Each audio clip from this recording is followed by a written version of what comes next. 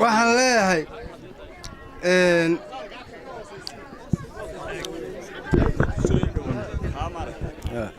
kaasma kaada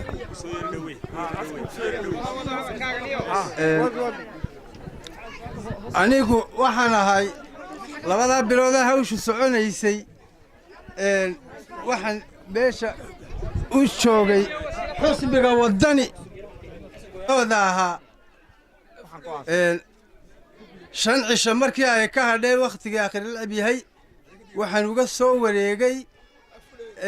waxbaa ii bidhaamay xusbiga kulmiye cadaaladda ayaan ku soo wareegay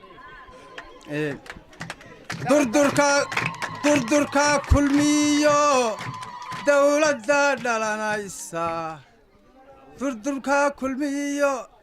dawladda dhalanaysa wow dabaaldegaynaaye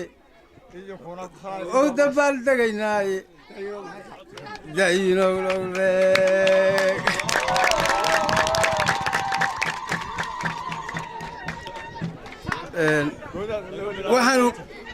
waxaanu ka codsanaynaa